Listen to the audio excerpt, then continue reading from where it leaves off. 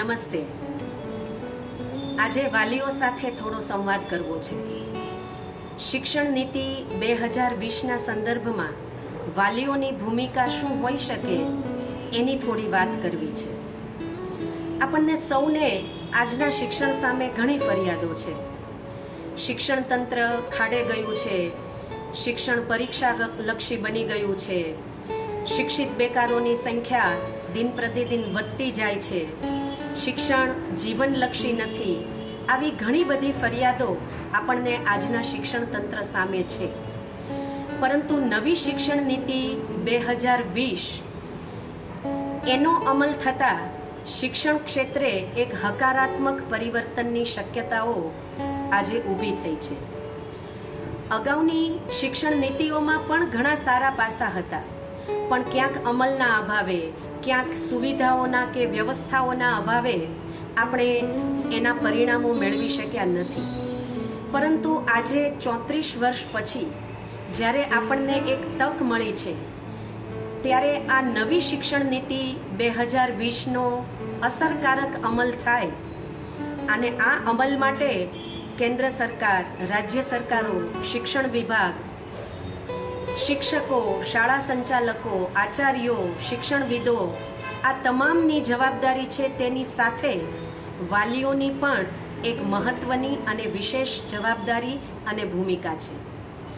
આજે આ વાર્તાલાપમાં શિક્ષણ નીતિના કેટલાક એવા પાસાઓ કે જેમાં વાલી પોતાની ભૂમિકા જો અસરકારક રીતે નિભાવે તો એનો લાભ એના બાળકને, પરિવારને, સમગ્ર સમાજને અને રાષ્ટ્રને મળી શકે.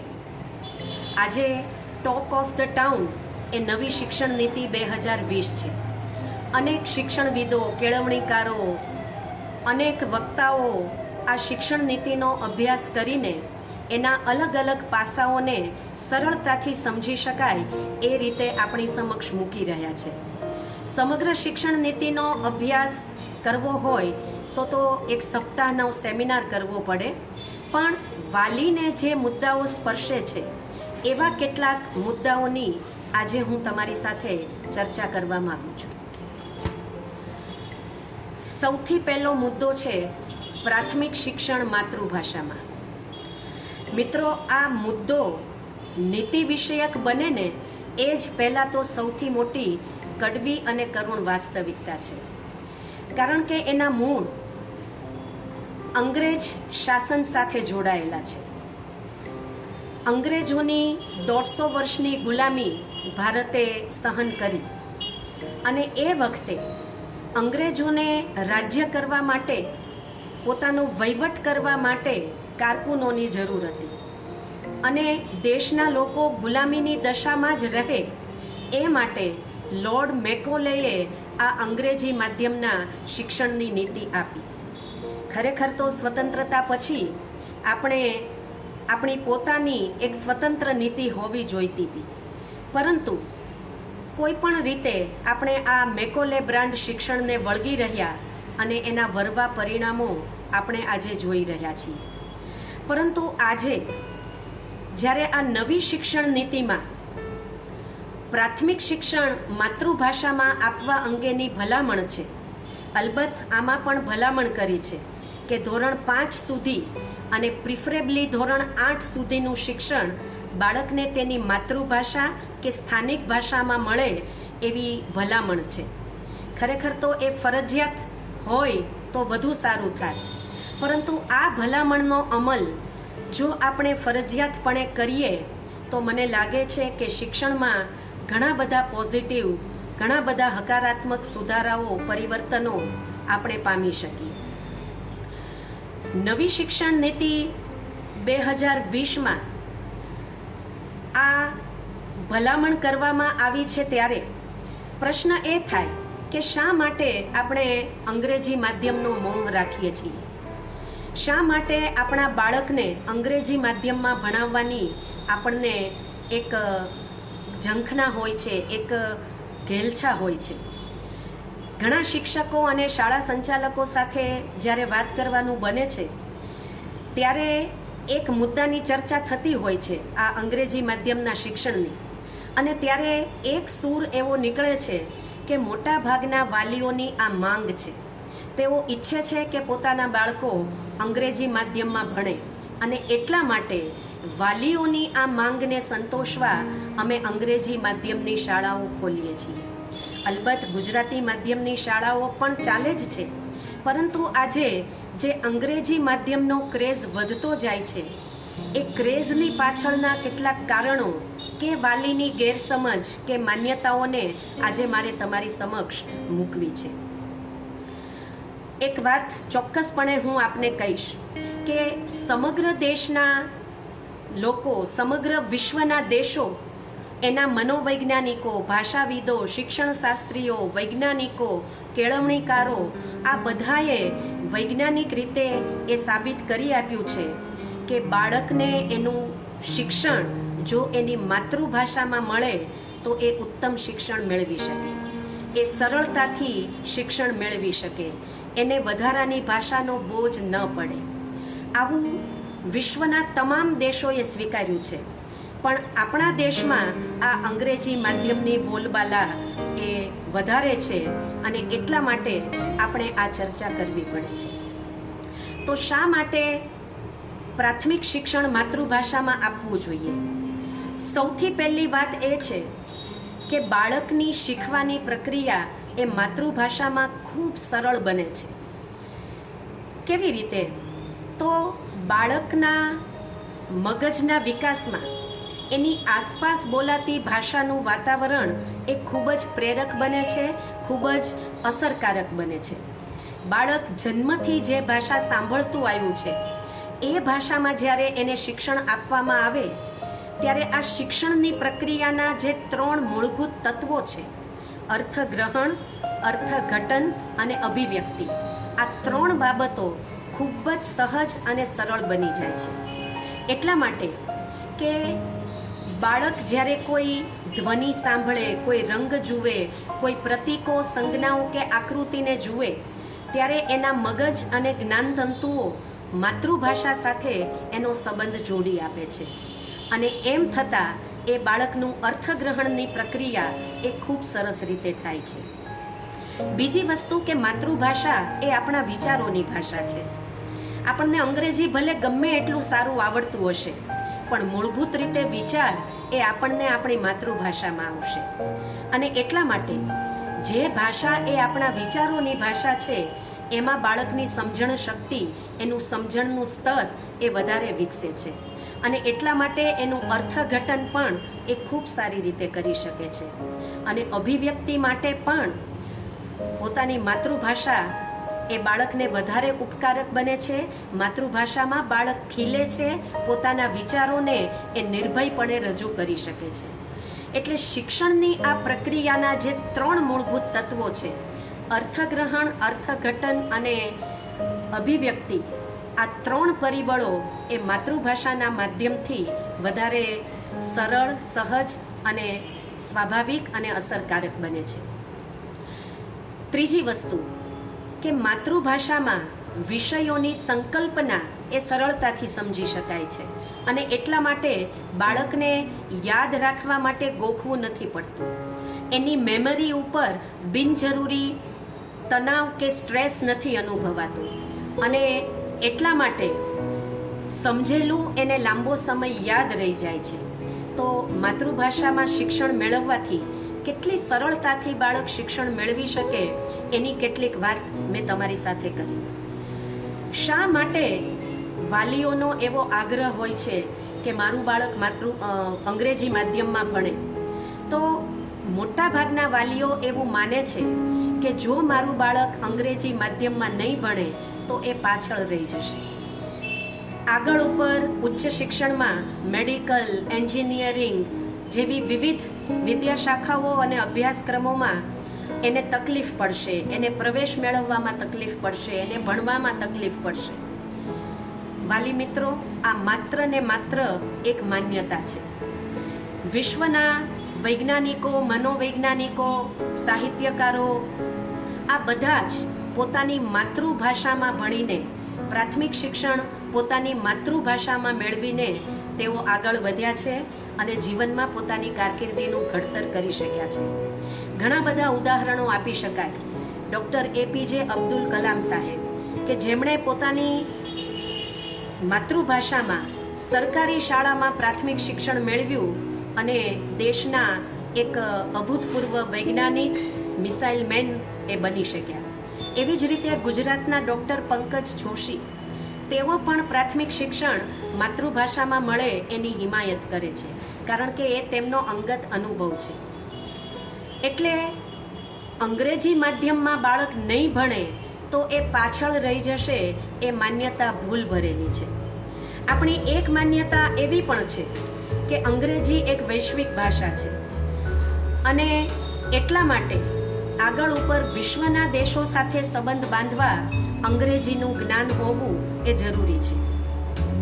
વિનોબા ભાવેના શબ્દોમાં હું કહું તો અંગ્રેજી એ વિશ્વને જોવાની એક બારી છે અને એનાથી સમગ્ર વિશ્વનું દર્શન થઈ શકતું નથી. જો વિશ્વનું સર્વાંગી દર્શન કરવું હશે તો અંગ્રેજીની સાથે સાથે આપણે ફ્રેન્ચ, જર્મન, સ્પેનિશ, જાપાનીઝ જેવી વિવિધ ભાષાઓ પણ શીખવી પડશે. બીજું કે વિશ્વના અમુક ભાગમાં જ અંગ્રેજી ભાષા બોલાય છે, સમગ્ર વિશ્વમાં અંગ્રેજી ભાષા બોલાતી નથી. એટલે આપણી આ માન્યતા પણ ભૂલ ભરેલી છે કે અંગ્રેજી એ વૈશ્વિક ભાષા છે. એટલે એવા ખ્યાલથી જો આપણે બાળકોને અંગ્રેજી માધ્યમમાં દાખલ કરવાનો આગ્રહ રાખતા હોઈએ તો એ આપણી ભ્રમણા છે. જે દેશો વિજ્ઞાન, ટેકનોલોજી વગેરે ક્ષેત્રે ખૂબ આગળ વધ્યા છે, જેણે ખૂબ વિકાસ કર્યો છે, જેને આપણે વિકસિત દેશ કહીએ છીએ, એવા તમામ દેશોમાં શિક્ષણનું માધ્યમ એની માતૃભાષા છે. જાપાનનું કોઈ બાળક અંગ્રેજી માધ્યમમાં નથી ભણતું, એમ ફ્રાન્સનું બાળક ફ્રેન્ચ ભાષામાં ભણે છે, જર્મનીનું બાળક જર્મન ભાષામાં ભણે છે. અને એટલા માટે આ દેશો આજે વિજ્ઞાન અને ટેકનોલોજી ક્ષેત્રે ખૂબ જ વિકસિત બની શક્યા છે.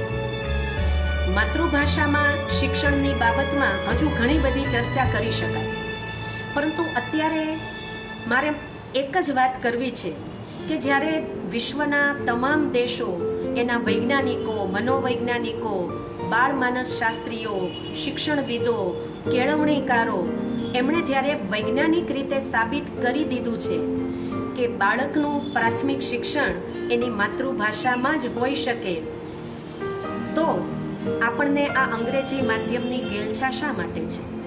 અહીં એક સ્પષ્ટતા કરી દો કે ભાષા તરીકે અંગ્રેજી સામે મારો કોઈ વિરોધ નથી.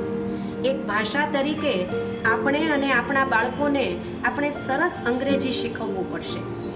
ગુજરાતી માધ્યમની શાળાઓમાં પણ અંગ્રેજી ઉત્તમ રીતે શીખવાય એની વ્યવસ્થાઓ આપણે કરવી પડશે. માત્ર શિક્ષણનું માધ્યમ અંગ્રેજી એ આપણા માટે ઉપકારક નથી, એ સંદેશ હું તમને આપવા માંગુ છું. બાકી ભાષા તરીકે આપણે અંગ્રેજીનો વિરોધ પણ નથી અને અંગ્રેજી શીખવા માટેની ઉત્તમ વ્યવસ્થાઓ આપણે કરવી પડશે, એ બાબત મારે ખાસ કહેવી છે. મારો એક અંગત અનુભવ છે. શિક્ષણના ક્ષેત્રમાં છેલ્લા 25 વર્ષથી કામ કરું છું ત્યારે મેં જોયું છે કે ઘણા ગુજરાતી માધ્યમમાં ભણતા બાળકો એ જ્યારે ઉચ્ચ શિક્ષણમાં અંગ્રેજી માધ્યમમાં ભણે છે ત્યારે થોડોક સમય એને કદાચ તકલીફ પડે છે, પરંતુ ધીરે ધીરે એ અંગ્રેજી શીખી જાય છે અને ઉચ્ચ શિક્ષણમાં પણ એ ખૂબ સારા પરિણામો મેળવી પોતાની ખૂબ સુંદર કારકિર્દી ઘડી શકે છે. મેં મારા વિદ્યાર્થીઓમાં આ જોયું છે, મારા બાળકોમાં આ જોયું છે અને મારો અંગત અનુભવ પણ એવો છે કે ગુજરાતી માધ્યમમાં ભણ્યા હોવા છતાં ઉચ્ચ શિક્ષણ એ અંગ્રેજી માધ્યમમાં પણ ખૂબ સરળતાથી મેળવી શકાય છે અને સારા પરિણામો મળી શકે છે. આ તકે શાળા સંચાલકોને પણ મારે એક વાત કહેવી છે. ખરેખર તો આ આપણા સમગ્ર સમાજની જવાબદારી છે અને ખાસ હું એ શાળા સંચાલકોને કહીશ કે ગુજરાતી માધ્યમની શાળાઓમાં અંગ્રેજી ઉત્તમ રીતે શીખવાય તો વાલીઓને પોતાના બાળકોને ગુજરાતી માધ્યમમાં ભણાવવા જ છે. એ જ રીતે અંગ્રેજી માધ્યમની શાળાઓ જે શાળા સંચાલકો ચલાવી રહ્યા છે એમને પણ મારે કહેવું છે કે પ્રાથમિક શિક્ષણ બાળકને એની માતૃભાષામાં મળે અને અંગ્રેજી એક ભાષા તરીકે, એક વિષય તરીકે તેને ઉત્તમ રીતે શીખવાય એવી વ્યવસ્થાઓ હવે આપણે ઊભી કરવી પડશે. અને એ અઘરું નથી, એ અશક્ય નથી.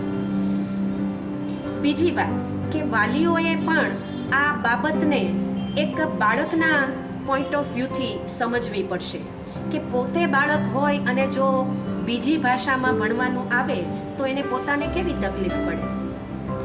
બાળકને એની માતૃભાષામાં ભણાવવું એ એનો અધિકાર છે. જે બાળ અધિકારો દર્શાવ્યા છે એમાં આ ખાસ લખ્યું છે કે દરેક બાળકને તેની માતૃભાષામાં શિક્ષણ મળે એ એનો અધિકાર છે. અને જ્યારે આપણે બાળકને ખાસ કરીને એના પ્રાથમિક શિક્ષણ એની માતૃભાષામાં નથી આપતા ત્યારે બાળક સામેનો આ એક બહુ મોટો અપરાધ છે. મને લાગે છે કે જ્યારે આ નવી શિક્ષણ નીતિ 2020 બાળકના પ્રાથમિક શિક્ષણ એ માતૃભાષામાં આપવાની હિમાયત કરે છે ત્યારે આપણે જે કાંઈ અત્યાર સુધી થયેલી ભૂલોને આપણે સુધારી લઈએ, એક નવી શરૂઆત કરીએ, એક નવી પહેલ કરીએ અને બાળકોના શિક્ષણને ખૂબ સરળ, સહજ અને અસરકારક બનાવીએ.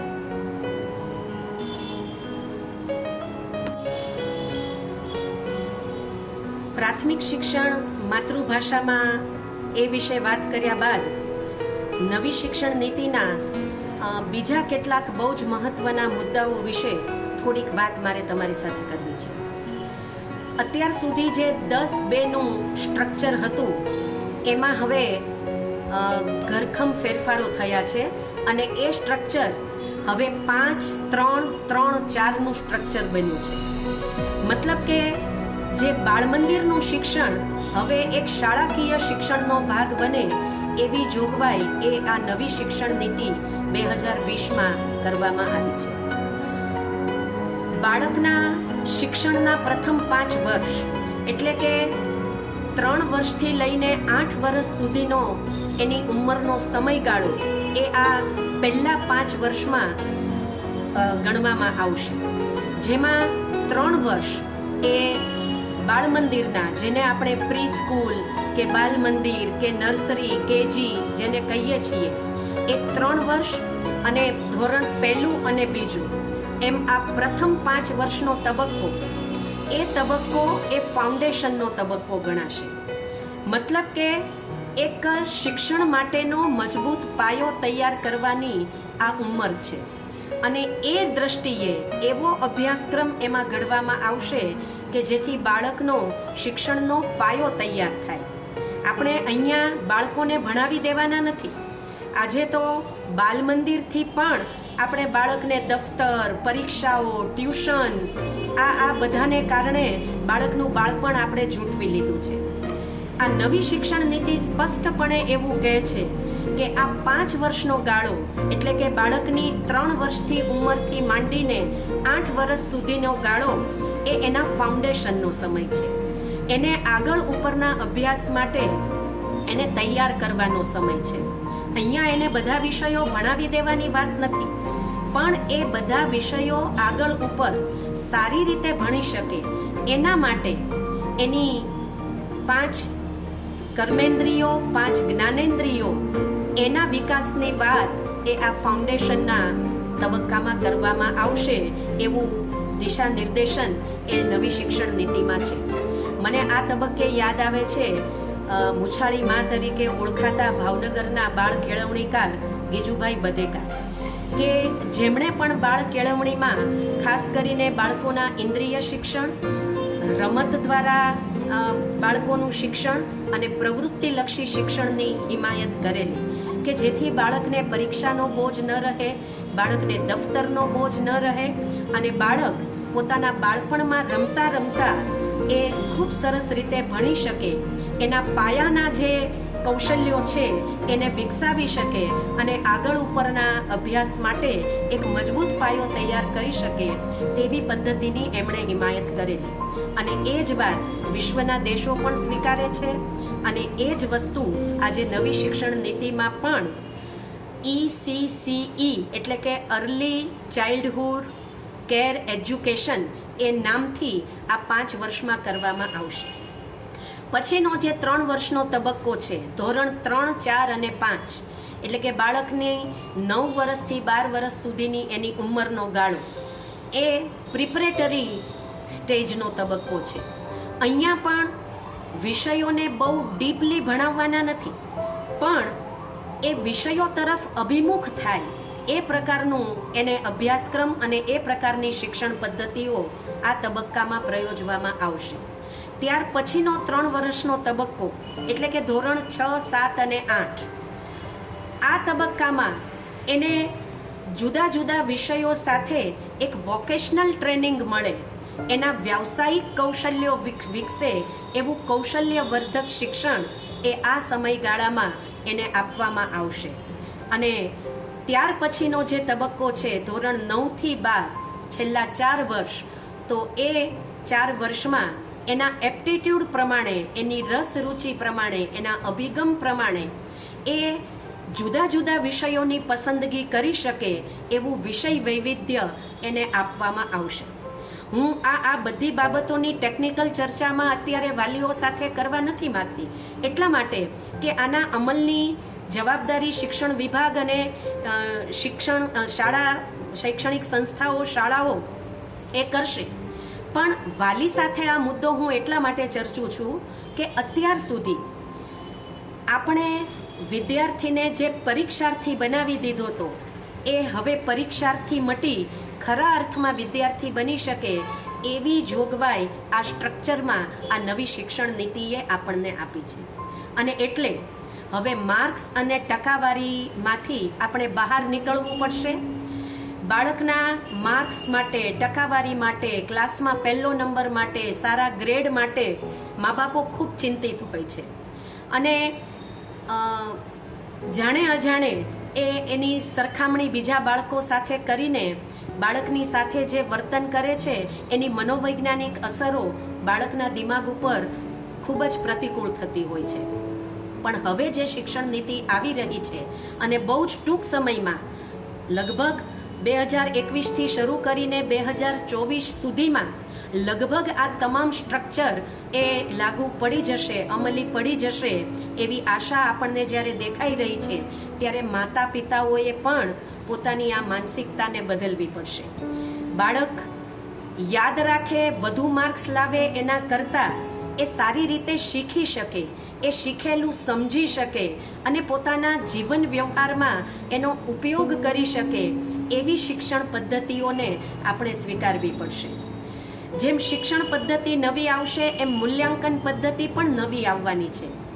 માત્ર આખું વરસ બાળક ભણે, ગોખે અને પરીક્ષામાં વરસને અંતે લખી નાખે અને એના આધારે જે એક એકાંગી મૂલ્યાંકન આપણે કરતા હતા, એના બદલે બાળકનું સર્વાંગી અને સર્વગ્રાહી મૂલ્યાંકન કરવું, એનો એક બહુ જ સારી અસરકારક વ્યૂહરચના અને પદ્ધતિ એ નવી શિક્ષણ નીતિમાં આપેલી છે.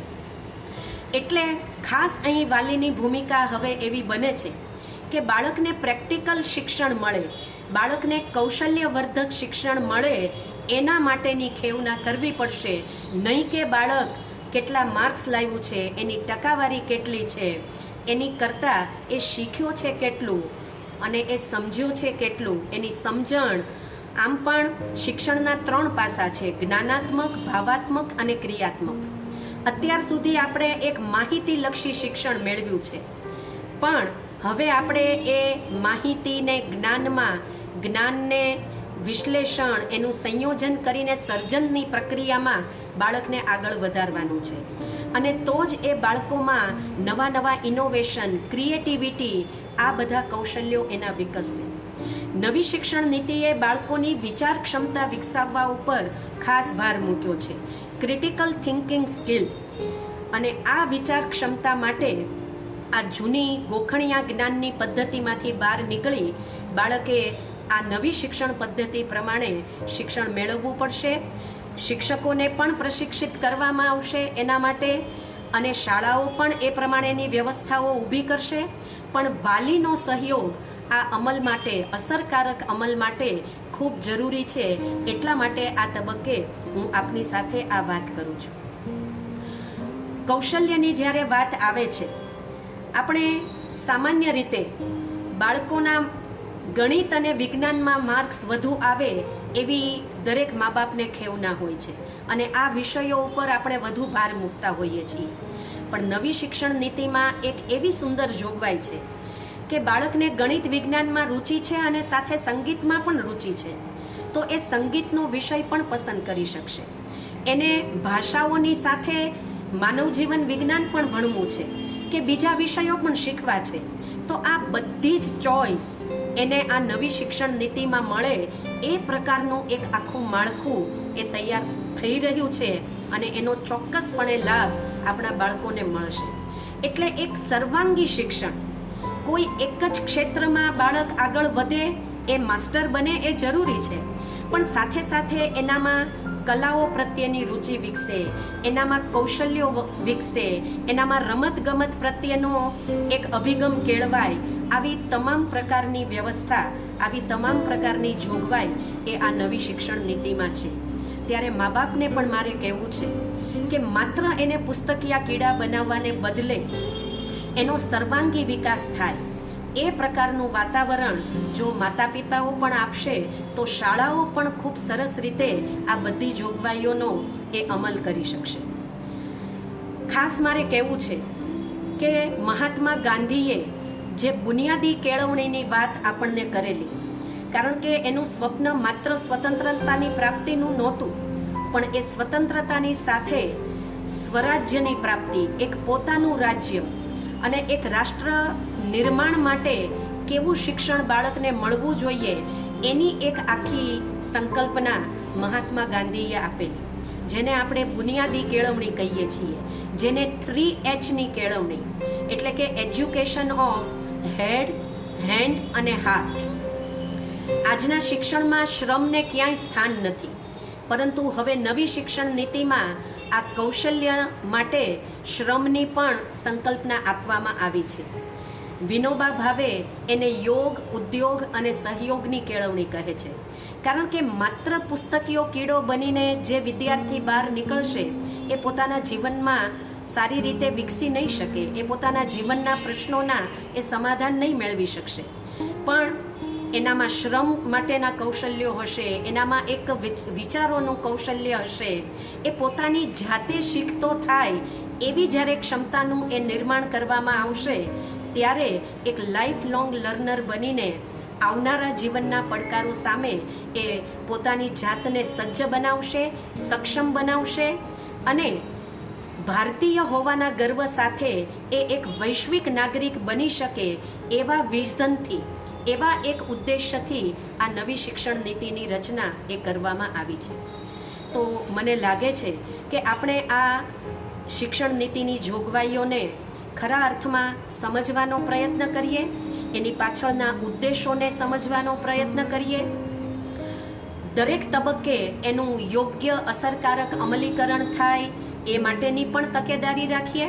પણ એક વાલી તરીકે, માતા પિતા તરીકે આપણા બાળકને આ બહુ પ્રત્યક્ષ રીતે સ્પર્શતી બાબતો છે, ત્યારે આ બધી જોગવાઈઓ શાળાઓ સારી રીતે અમલમાં કરી શકે એની તકેદારી પણ રાખીએ અને આપણે પણ એમાં આપણો સહયોગ આપીએ, કારણ કે વાલીઓનો સહયોગ એ શાળાઓ માટે ખૂબ જરૂરી છે. બાલક, પાલક, શિક્ષક અને સંચાલક, આ ચારની આધારશિલા ઉપર એ શિક્ષણની ઇમારત ટકી શકે છે. કોઈ પણ ટેબલનો એક પાયો જો ડગમગી જાય તો એ ટેબલ સ્થિર ઊભું ન રહી શકે. એમ આ શિક્ષણની ઇમારતનો એક બહુ જ મહત્વનો પાયો એ આપ સૌ છો, વાલીઓ છો, માતા પિતાઓ છો. ત્યારે મેં જે મુદ્દા, આ શિક્ષણ નીતિના બીજા ઘણા મુદ્દા છે, પણ ખાસ બાળકના શિક્ષણમાં વાલીઓને જે સ્પર્શતા મુદ્દા છે એવા આ 3-4 મુદ્દાઓની વાત મેં આપની સાથે કરી છે. હું અપેક્ષા રાખું કે આમાંથી આપ સૌને એક નવી વાત, નવો પ્રકાશ, નવી સમજ, નવી દ્રષ્ટિ જો પ્રાપ્ત થશે અને બાળકના શિક્ષણમાં તમે યોગ્ય નિર્ણય લઈ શકો તો બાળક માટે, પરિવાર માટે, સમાજ માટે અને રાષ્ટ્ર માટે એ એક ખૂબ જ કલ્યાણકારી કામ થશે અને મારી આ વાત સાર્થક થશે એવું માનું છું. આપ સૌનો ખૂબ ખૂબ આભાર. નમસ્તે.